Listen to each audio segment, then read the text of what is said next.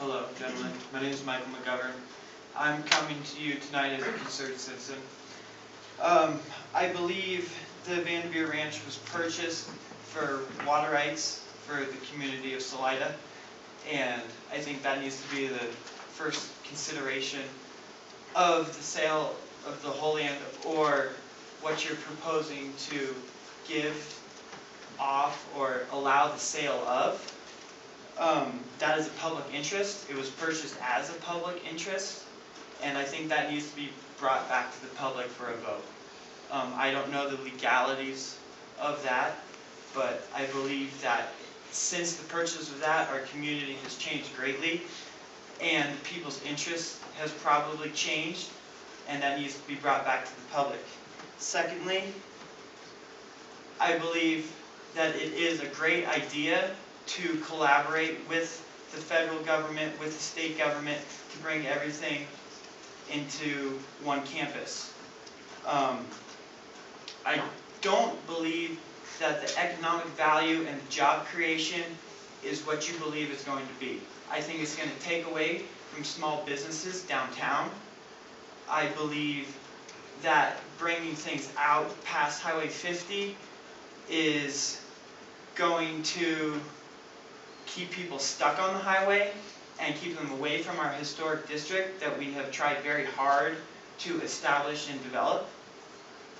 I know we've got many small businesses downtown that depend greatly on on traffic coming through Highway 50 and getting diverted downtown. I think with this development of 200 acres, we're going to keep people on the highway and go away from what we worked really hard to accomplish. I think it would be great to sell the land and buy an easement on the Union Pacific and get across the Arkansas. And also agreeing with Wade, I think there's no hurry for any of this. We don't know what 15 acres is worth. Well, somebody knows. The public doesn't know. And I think it's very important we let the public know and decide on that issue. And that's all I have to say. Thank you. Thank you, Mr. McGovern. So, I'm Jim Miller. I live in Salida. And as I've been saying for many months, I'm a proponent of the Natural Resource Center, as you all know. But I am completely opposed to the lack of transparency that I think is creating all the mistrust in the community. And I understand completely that this is a complex situation. There are many components. It's a moving target. Things are changing pretty regularly. The financial aspects of this have not been thoroughly explained to the public in a public forum. And that, I think, is the real issue. I have confidence in the City Council. I've been watching you guys perform here for quite a while, and I think your heart is always in the right place. I don't always agree with your decisions, but I think that everyone is a concerned proponent of our community. And no matter what you decide tonight, there are going to be people opposed to it and people in favor of it. That goes with the job that you're trying to do here. But what I've been asking for several months at least is a little more information. It's kind of hard for the public to feel confident when we don't know how much are we borrowing from the bank. How much is a 6320 borrowing from the bank? Even though that is in fact a separate entity, I think the community feels like it's really us. You know, that somehow or another we're going to be on the hook for it. I don't believe that's been thoroughly explained to us. And we do feel, I believe I can speak for the community, that we do feel like it is our property, that it is public property that we paid for with our hard-earned tax dollars, and we would certainly like to be in the loop, you know, about what's happening. So, is there a time, will there ever be a time that we're going to receive that information? I think that's my point and my question. Thank you very much. Thank you, sir. Area. Marianne, would you just blow some blue Never been in this room before. Once a room. My first comments are sort of a technical thing about one of the amendments. So on the second amendment to the development agreement, it's in the packet for tonight. There's a reference to, it says, whereas on July 5th, 2011, the city and the corporation amended the development agreement to allow the transfer of parcel A of the Vandaveer Ranch to construct the U.S. Forest Service facility and create a 4-lot subdivision. So, having been on the planning commission for 10 years, my ears perk up when I hear about subdivisions, and I haven't heard anything in the paper about a 4-lot subdivision. So I checked the agenda in the packet, and there's no mention of a subdivision there.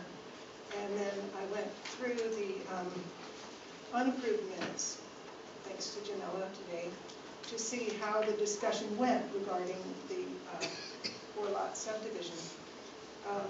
And I was unable to find any mention of it at all. So either the date is wrong on the amendment, or that phrase, I guess, should be stricken from the document. I was curious, because of my experience, we always had to give public notice to discuss a subdivision. If you could please look into that. Thank you. So Marion, I'm going to interrupt you just for a second.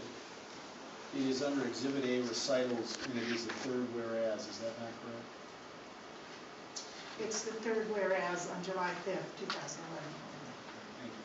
And it would be, yes, the phrase is creating a 4-acre subdivision that I have a question about, or I just don't know where it came from. Okay, I agree with a lot of what has been said tonight about what Wade said on slowing down. I also think that what was done years ago by the Planning Commission for this Vandaveer land, we spent much money. We hired a consultant to help us do the general overall development plan, and it turned out pretty well, I think. We had wonderful trail easements along the Little River and connections to downtown. There was a lot of concern that downtown would be left out. We wanted to make sure there was connections to downtown. Is all that going to be lost if we get new buyers? Let's not forget about all those good things in that plan, because that would be terrible. I would think a loss to all of us not to have the trails, and a big waste of time we all spent on it. So, okay, I was going to rant and rave about how frustrating this process has been, about conflicts of interest, lack of transparency, but I think a lot of that's been covered, and I agree with all of it. I think it's been pretty dismal the way this has been handled. I don't think the public has been aware. I mean, it says in the paper today that,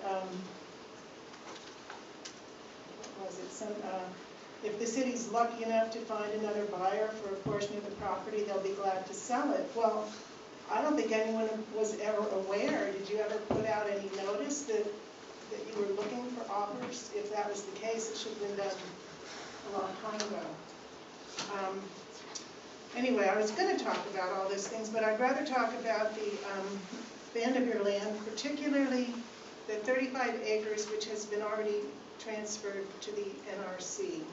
This was the site of the original Vandaveer Ranch, possibly the oldest ranch in the county. The actual farmhouse, the stone wall barn, blacksmith shop, huge root cellar, and corrals, as well as the original farmhouse, are on the adjoining 9 acres, which the Vandaveers sold to Billy and Brenda Warren before selling the rest of the ranch to the city. The barn was used to board stagecoach horses, at least 8 at times, and there are also slit windows in the upstairs of the barn that were used to shoot at unfriendly visitors. Probably some of the best soil in the county is right in that area on this 36 acres.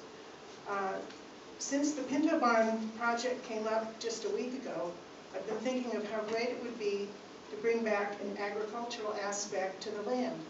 It could be an educational center as well as a working farm. I'm not sure how many acres would be needed, possibly 10, 15, but we have excellent resources in the valley. The Food Shed Alliance, Guidestone Farms, Weathervane Farm. David Lynch of Guidestone Farm told me recently that he had a list of farmers who would love to move to this valley and farm. I know there's a water issue, but whatever it would cost to revert it back to agricultural use, I think would be worth it. This could be an incredible complement to the Pinto Barn, educational center, and why not at least talk to them about it? Talk to David Lynch, I can give you his number. We all know how popular the farmers market has become. There's a huge demand these days and interest in locally grown food and sustainable agriculture. If they can grow, Seth Roberts and David Lynch can be successful in B2B, imagine what they could do here in Vandaveer. On the other hand, I think the right time for the National Resource Center on 15 or 20 acres has come and gone. 10 years ago it might have worked, but it seems like a waste of valuable land to put 3, 4, even 5 agencies on.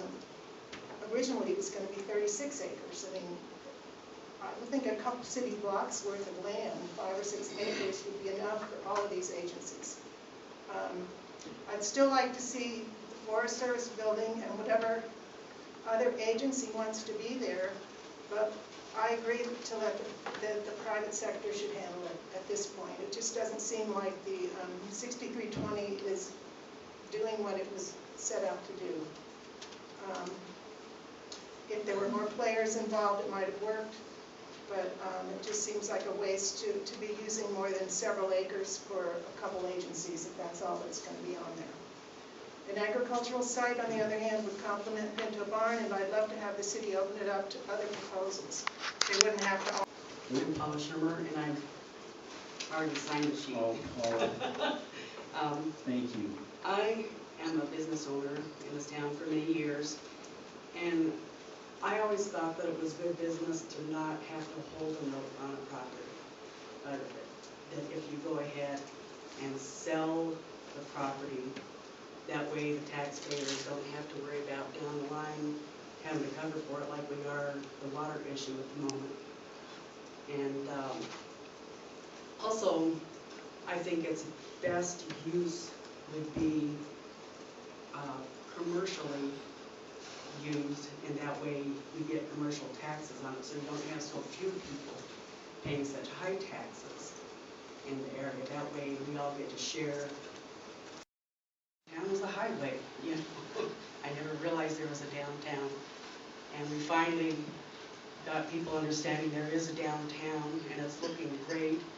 It's had more renters until a few years back than ever, and all the natural resources, the Division of Wildlife, all that, are going to be moving out of properties that do pay taxes. And I was just curious, are they going to be paying tax on the property that they're leasing? Or is the city paying the tax? I mean, is there any tax there? We can answer all the questions at the end. That's a very good question. It's very interesting. Thank you.